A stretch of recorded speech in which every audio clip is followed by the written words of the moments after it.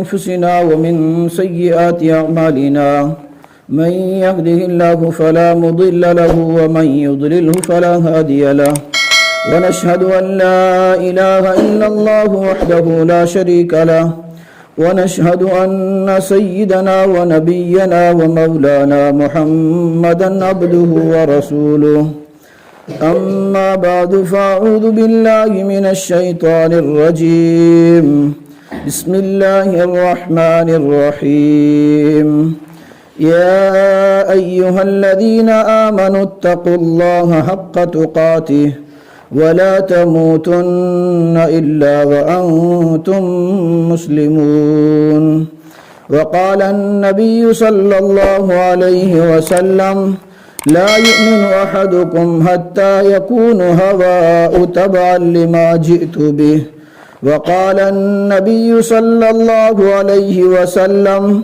لا يؤمن أحدكم حتى أكون أحب إليه من والده وولده والناس أجمعين وقال النبي صلى الله عليه وسلم من أحب سنتي فقد أحبني ومن أحبني كان معي في الجنة أو كما قال النبي صلى الله عليه وسلم صدق الله العظيم وبلغنا رسوله النبي الكريم ونحن على ذلك لمن الشاهدين والشاكرين والحمد لله رب العالمين.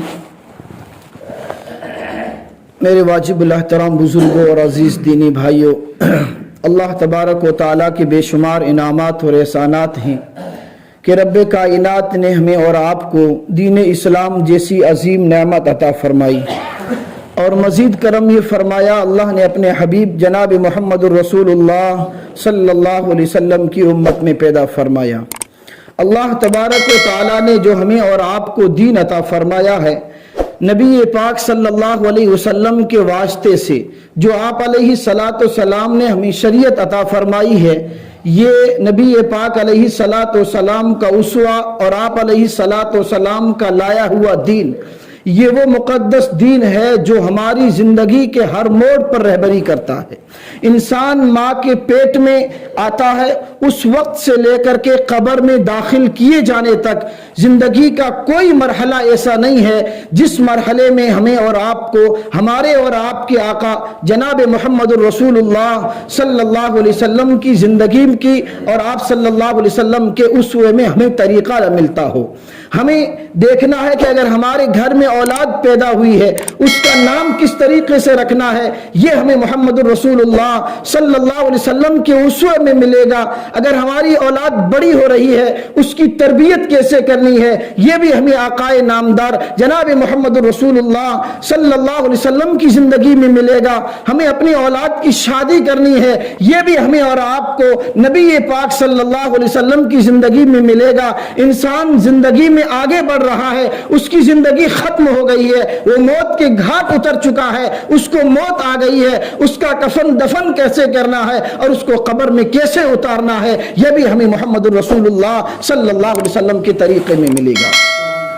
ہمیں اور آپ کو اللہ نے وہ نبی عطا فرمایا ہے کہ جس کی زندگی کے ہر گوشے میں ہمیں رہبری ملتی ہے۔ ہمیں ضرورت نہیں ہے دنیا کی کسی دوسرے کلچر کے پیچھے چلنے کی، ہمیں ضرورت نہیں ہے۔ آج دنیا میں اگر کوئی کسی نبی کی شریعت باقی ہے تو ہمارے اور آپ کے آقا جناب محمد الرسول اللہ صلی اللہ علیہ وسلم کی شریعت ہے، جو من وعن، جس میں ایک نقطے کی ذرہ برابر بھی کوئی ہیرا پھیری نہیں ہوئی ہے، من وعن آج تک ہمارے پاس موجود ہے۔ آج عیسائیوں کے پاس عیسائیوں کا دین موجود نہیں ہے، حضرت عیسیٰ علیہ السلام کی سیرت ان کے پاس محفوظ نہیں ہے، آج موسیٰ علیہ السلام کا دین یہودیوں کے پاس باقی نہیں ہے، لیکن ہمارے اور آپ کے آقا جناب محمد رسول اللہ صلی اللہ علیہ وسلم نے جو ہمیں دین عطا فرمایا ہے، جو آپ کا اسوہ ہمیں ملتا ہے، آج نبی پاک علیہ السلام کی زندگی کا ہر گوشہ ہمیں ملتا ہے کہ نبی کی دن رات کیسے گزرتے تھے، نبی کا اٹھنا کیسے تھا،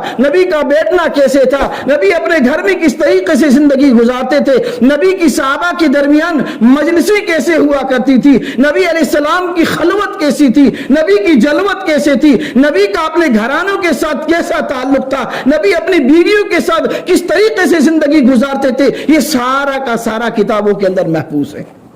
یہ اس لیے ہے کہ ہمارے اور آپ کے نبی آخری نبی ہیں, قیامت تک کوئی نبی نہیں آئے گا. اگر کوئی انسان دنیا میں کامیاب ہونا چاہتا ہے تو محمد رسول اللہ صلی اللہ علیہ وسلم کے اسوے پر چلے گا.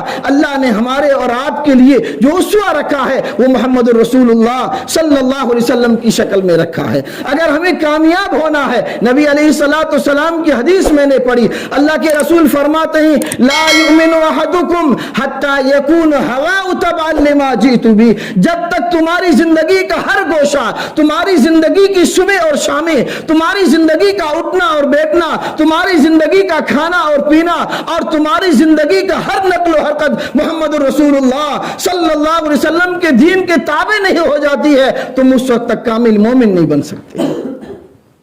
محمد رسول اللہ صلی اللہ علیہ وسلم کا اسوہ ہمارے پاس موجود ہے. آج ہم نے نبی پاک علیہ الصلوۃ والسلام کے اسوے کو چھوڑ دیا ہے. آج ہم نے اپنی زندگی میں نبی پاک علیہ الصلوۃ والسلام نے جو ہمیں زندگی گزارنے کا طریقہ بتلایا تھا, جو ہمیں جو ہے غمی اور خوشی کے موقع پر جو نبی علیہ الصلوۃ والسلام کا طریقہ تھا, آج ہم نے اس کو چھوڑ دیا ہے. آج اللہ نے نبی کی سنت چھوڑنے کے بدلے میں آج اللہ نے ہمیں اتنا مجبور کر دیا ہے کہ آج ہم رسموں میں جکڑ کر کے رہ گئے ہیں. ایک انسان زندگی گزارنے کے لیے ہزار جتن کرتا ہے, اس لیے کہ ہماری زندگی میں نبی کا طریقہ نہیں ہے. آج ہم نے نبی کے طریقے کو چھوڑ کر کے اپنی زندگی گزارنے کا فیصلہ کیا ہے. ہم نے جو ہے نبی علیہ الصلوۃ والسلام کی سنت کو چھوڑنے کا فیصلہ کیا ہے. آج اللہ نے ہمیں ہزاروں الجھنوں کے اندر الجھ دیا ہے. ضرورت اس بات کی ہے, نبی کا طریقہ ہمارے لیے سرمایہ افتخار ہے. نبی کی زندگی ہمارے لیے سرمایہ افتخار ہے. نبی کی زندگی ہمارے اور آپ کے لیے بہترین نمونہ ہے. صحابہ کرام کو ہم دیکھیں کہ کس طریقے سے اللہ کے رسول کی ایک سنت پر عمل کرنے کے لیے وہ اپنی جان کی بازی لگاتے تھے. نبی علیہ الصلوۃ والسلام کی ایک سنت ہے کہ دسترخوان پر کھانا کھایا جا رہا ہو, کھانے کے درمیان اگر لقمہ گر جائے تو نبی کی سنت یہ کہتی ہے, نبی کا طریقہ یہ کہتا ہے کہ اس لقمے کو اٹھاؤ اور صاف کر کے کھا لو.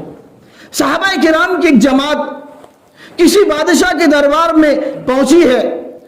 اس بادشاہ نے صحابہ کرام کو کھانا کھلایا ہے. کھانا کھانے کے درمیان ایک صحابی کے ہاتھ سے لقمہ گر جاتا ہے.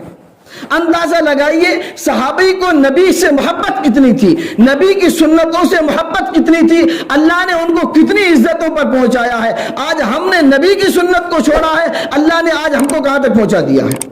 صحابی کے ہاتھ سے لقمہ گر گیا, صحابی نے اٹھایا اور اس کو صاف کر کے کھانے لگے. پاس میں بیٹھے صحابی نے کوہنی ماری کہ یار اس سنت کو ہم بعد میں بھی ادا کر سکتے ہیں, ہم بادشاہ کے دربار میں بیٹھے ہوئے ہیں, اگر یہاں ہم اس جو ہے گرے پڑے لقمے کو کھا لیں گے تو ہماری بے عزتی ہو جائے گی, ہماری انسلٹ ہو جائے گی. بادشاہ کیا سوچے گا, یہ کیسے لوگ ہیں کہ ان کو کھانا نہیں ملتا ہے کہ گرا ہوا لقمہ بھی اٹھا کر کے کھا رہے ہیں, یہ کتنے دن کے بھوکے ہیں. اس صحابی نے بڑا تاریخی جملہ فرمایا آترک سنت حبیبی لہؤلاء الحمقاء. کیا سوچتے ہو میرے ساتھی, کیا ان بے وقوفوں کی وجہ سے, کیا ان دنیا داروں کی وجہ سے میں میرے اپنے حبیب کی سنت کو چھوڑ دوں گا؟ یہ مجھ سے نہیں ہو سکتا. صحابہ کرام کی محبت تھی نبی کے آگے. آج ہم نے نبی کے طریقے کو چھوڑا ہے. بہرحال وقت بہت کم ہے, میں یہ عرض کر رہا تھا کہ ہمیں زندگی گزارنے کے لیے نبی پاک علیہ الصلوۃ والسلام کے سنت اور آپ کے اسوے کو اپنانا پڑے گا. آج ہمارے جو ہے معاشرے میں شادیوں کا ماحول چل رہا ہے, ہم اس پر کیا کہیں گے, کتنی رسومات ہیں اور کتنے جو ہے ہم نے اس میں اتنے الجھنیں کھڑی کر دی ہے کہ ایک آدمی شادی کرنے کے لیے جو ہے کتنی بار سوچتا ہے. یہ الگ بات ہے کہ دوسرے علاقے کے مقابلے میں ہمارے یہاں رسمیں کم ہیں, لیکن بہت ساری ایسی رسمیں ہیں جو ہم چھوڑ چکے تھے. آج سے کچھ سال پہلے جن رسموں کو ہم نے بددینی سمجھ کر کے, گناہ سمجھ کر کے, شریعت کے خلاف سمجھ کر کے چھوڑا تھا, آج وہی رسمیں پھر ہمارے معاشرے میں فیشن بن کر کے آ گئی ہے. کتنی رسمیں ہیں. ہم سوچیں, اس بات پر غور کریں کہ ہم جو ہے, اس لیے میں نے پچھلے جمعے کہا تھا کہ ہم اپنے مساجد کے نظام کو جب تک مضبوط نہیں بنائیں گے تب تک ہمارے معاشرے کی اصلاح مشکل ہے. سحرے کی رسم اور عورتوں کا گیت گانے کی رسم ہمارے یہاں ختم ہو چکی تھی. لوگ اس کو گناہ سمجھتے تھے اور اتنا بڑا گناہ سمجھتے تھے کہ کسی کی ہمت نہیں ہوتی تھی کہ کسی کے گھر میں کوئی عورت گانا گائے. آج ہمارے گھروں میں یہ بدعات اور یہ رسم پھر سے فیشن بن کر کے آ گئی ہے. اندازہ لگائیے, ہمارے یہاں علماء نہیں تھے, علم کم تھا, لوگوں کے پاس شریعت کا علم نہیں تھا, ایک دو جاننے والے عالم تھے, ان کے کہنے پر ہم نے ان کو رسموں کو چھوڑا تھا. آج ہمارے گھر گھر میں عالم, گھر گھر میں حافظ ہے, علم ہمارا مکمل ہو چکا ہے, اللہ کی طرف سے شریعت نے حجت مکمل کر دی ہے. اب ہمارا یہ بہانہ نہیں چلے گا. پہلے گناہ اس لیے معاف ہو جائیں گے کہ اس لیے ہم جانتے نہیں تھے, ہمیں معلوم نہیں تھا کہ یہ شریعت کے خلاف ہے, اس لیے ہم کرتے تھے. آج ہم اس لیے کر رہے ہیں, ہمیں معلوم بھی ہے کہ شریعت کے خلاف ہے, ہمیں معلوم ہے کہ عورت کی آواز پردہ ہے, اس کا باہر جانا حرام ہے. آج ان عورتوں کی آوازوں کو ہم فیشن بنا کر کے باہر نکال رہے ہیں. یاد رکھیے مسلمانوں, یہ ہمارے معاشرے کے لیے بدترین جو ہے یہ گناہ ہے جو آج ہمارے معاشرے میں پھر سے شروع ہونے جا رہا ہے. ضرورت ہے ابھی سے اس پر کنٹرول کیا جائے. عورت کی آواز, اللہ اکبر, کتنے پردے میں رکھی گئی. میں آپ کو حدیث سناتا ہوں. نبی پاک علیہ السلام کی زوجہ ہے, صدیق اکبر کی بیٹی ہے, سارے مسلمانوں کی ماں ہے, گنبد خضرا کے مکی کے حجرے میں رہنے والی ہے. وہ عائشہ جس پر اللہ نے عرشوں سے سلام بھیجا, جبریل اللہ کا سلام لے کر کے عائشہ کے پاس آتا ہے, اے عائشہ اللہ نے تجھے عرشوں سے سلام بھیجا ہے. وہ طیبہ, وہ طاہرہ عائشہ صدیق اکبر کی بیٹی ہے, نبی کے گھر والی ہے, ہم سب مسلمانوں کی ماں ہے, اللہ کے رسول علیہ السلام کی پیاری زوجہ ہے. اپنے گھر میں, اپنے حجرے میں, جس کو آج ہم گنبد خضرا کہتے ہیں, جس کے بارے میں نبی نے فرمایا ما بین بیتی منبری, ما بین بیتی و منبری روضۃ من ریاض الجنہ, یہ جنت کا ٹکڑا ہے جو اللہ نے زمین پر رکھا ہے. اس جنت کے ٹکڑے میں رہنے والی ماں عائشہ قرآن کی تلاوت کر رہی ہے. اللہ کے رسول باہر سے تشریف لاتے ہیں, اس گھر میں کوئی سوراخ نظر آتا ہے. حضرت امی عائشہ ہے, مسلمانوں کی ماں ہے, عائشہ سے مطہر کوئی نہیں ہے, جس کی صفائی اللہ نے قرآن میں جبریل کے ذریعے سے اتاری. قیامت تک قرآن کی آیتوں میں پڑھی جائے گی, لیکن اس اماں کی عائشہ کی آواز تھی, قرآن پڑھ رہی ہے, پڑھنے والی مسلمانوں کی ماں ہے, نبی کی بیوی ہے, پڑھ قرآن رہی ہے. جس گھر میں پڑھا جا رہا ہے وہ جنت کا ٹکڑا ہے. نبی نے باہر سے آواز سنی کہ ام المومنین امی عائشہ کے قرآن کی آواز ہے, باہر جا رہی ہے. نبی نے اپنے ہاتھوں سے ڈھیلا اٹھایا, اس سوراخ کو بند کیا ہے تاکہ امت کی ماں کی قرآن پڑھنے کی آواز باہر نہ جائے. اندازہ لگائیے مسلمانوں, ہم کہاں جا رہے ہیں, ہم اپنے معاشرے کو کس رخ پر لے جا رہے ہیں, نوجوانوں کو ہم کس رخ پر لے جا رہے ہیں. ضرورت ہے اس بات کی. ہم نہیں پڑھے تو کوئی مسئلہ نہیں ہے, ہمارے گھروں میں علماء موجود ہیں. آج ہم نے علماء کی بات کو ہر وقت جو ہے نکارا ہے.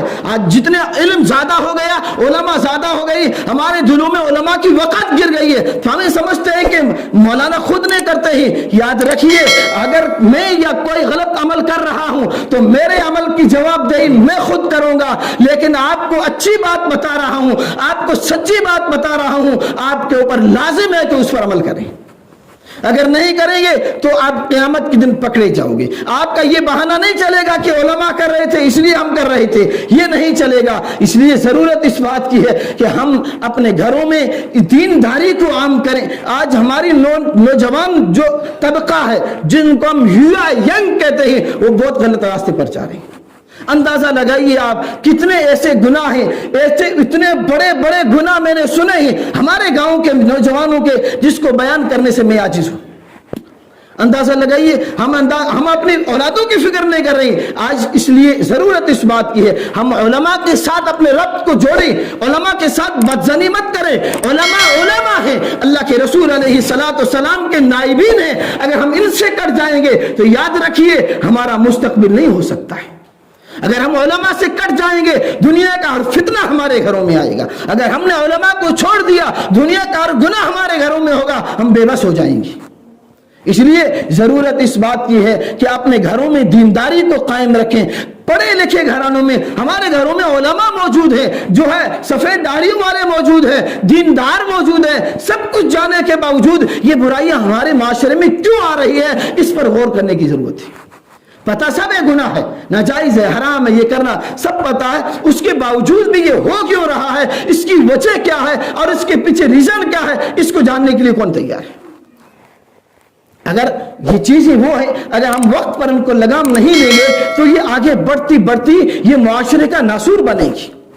हम देखते हैं अब लोग, अब तो एक पूरा दुनिया एक विलेज और एक गांव बन गया है, नेट की दुनिया। हम सब देखते हैं कि बाहर के इलाकों में, यूपी में, बिहार में जहेज की ये हालत हो गई है कि वहां एक बाप अपनी बच्ची को शादी करने के लिए सालों तरसता है। 30-30 लाख रुपए जहेज के नाम पर उनको नहीं मिलते हैं। आखिरकार वो बच्चियां अपने घर में बूढ़ी हो जाती है, इसलिए कि उन बाप के पास पैसे नहीं। ये रस्मी पहले से नहीं थी उनके यहाँ, आस्ते आस्ते शुरू हुई, बढ़ती बढ़ती आज वो इस लेवल तक पहुंच गई है कि जब तक लड़के वाले की डिमांड पूरी नहीं की जाती है तब तक वो शादी नहीं करती। अल्हम्दुलिल्लाह हमारे यहाँ वो चीज नहीं है, लेकिन जिस रुख पर हम जा रहे हैं ये रुख हमें खतरनाक मोड़ पर ले जाएगा। जहेज के नाम पर हमारे यहाँ रस्में बढ़ रही है, पहले के मुकाबले में बढ़ रही है। गुनाह नहीं है, माँ बाप अपनी बेटी के लिए जो कुछ देना चाहे दें, लेकिन इस रस्म से हट कर दें, पहले दे दे, बाद में दे दे, छुपा करके दे दे। जरूरी नहीं है कि लोगों के सामने दिखला करके दें। एक पैसे वाला आदमी, वुसात वाला आदमी, अल्लाह ने उसको हैसियत दी है, वो दे रहा है अपनी बेटी को, तो उसके पड़ोस में जब गरीब अपनी बच्ची की शादी करेगा तो वो कहां से लाएगा? उसकी भी तो इज्जत है माशरे में, वो भी तो इसी खानदान का फर्द है। फिर वो कर्जे लेगा, फिर वो सूद पे लेगा, फिर क्या होगा हमारे माशरे का? ये नासूर बढ़ेगा। फिर वो वक्त आएगा, हमने सुना नहीं 2 साल पहले अहमदाबाद में जो है एक आयशा नामी बच्ची ने खुदकशी की थी, नहर के अंदर कूद करके उसने अपनी जान गंवाई थी, इसलिए कि उसका शौहर जो है जहेज की डिमांड कर रहा था, वो उसका बाप गरीब था, उसके पास इतने जहेज के पैसे नहीं थे, जिसकी बदौलत उस बच्ची ने नहर में कूद करके अपनी जान दी थी जहेज के नाम पर।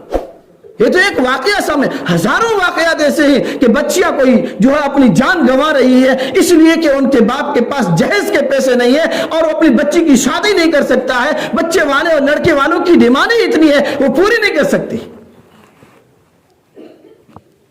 तो इस छोटी चीजों को हम अभी से काबू में करें। हमारे यहां कोई निजाम नहीं है, ना मसाजिद का निजाम है, ना इस्लामी माशरे का निजाम है। इतना छोटा सा गांव है हमारा, अल्हम्दुलिल्लाह, कितना अल्लाह का शुक्र है कि हर घर के अंदर आलिम हाफिज है, लेकिन उसके बावजूद जहालत बढ़ रही है। इल्म बढ़ रहा है, उसके मुकाबले में रसूमात बढ़ रही है, जहालत बढ़ रही है। इसकी वजह क्या है? इसकी फिक्र कौन करेगा? अब आसमान से जिब्रील आएगा, हमें बताएगा कि ये नहीं करोगे, इसलिए कि हम तो मौलवी की तो मानेंगे नहीं। आसमान से फरिश्ता तो नहीं आएगा। जैसे भी करें, गुनहगार सही, बद अमल सही, भटके हुए सही, हमारे कायद और हमारे रहबर हमारे गांव के उलमा हैं।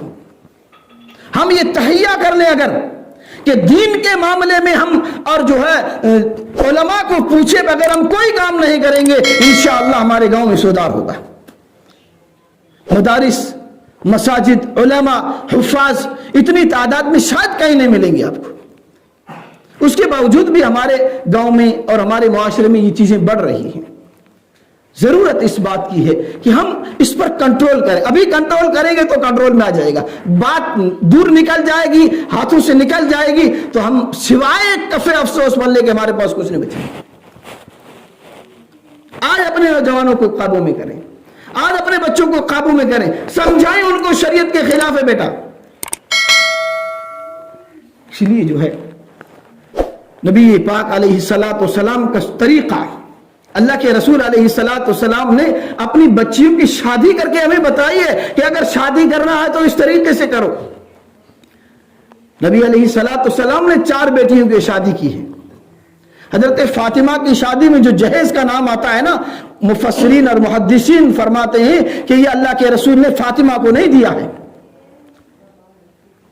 نبی پاک علیہ الصلوۃ والسلام کی 4 بیٹیاں ہیں. اگر اللہ کے رسول علیہ الصلوۃ والسلام جہیز کے نام پر کچھ دیتے تو آپ کی بڑی 3 صاحبزادیوں کا نکاح آپ نے کیا ہے. ہمیں کہیں نہیں ملتا حدیث میں. آپ پوچھیں علماء سے کہ اللہ کے رسول نے ان کو کچھ دیا ہو تو پھر کیا ایک بیٹی کو دیا تو نعوذ باللہ اللہ کے رسول نے ناانصافی کی ہوگی؟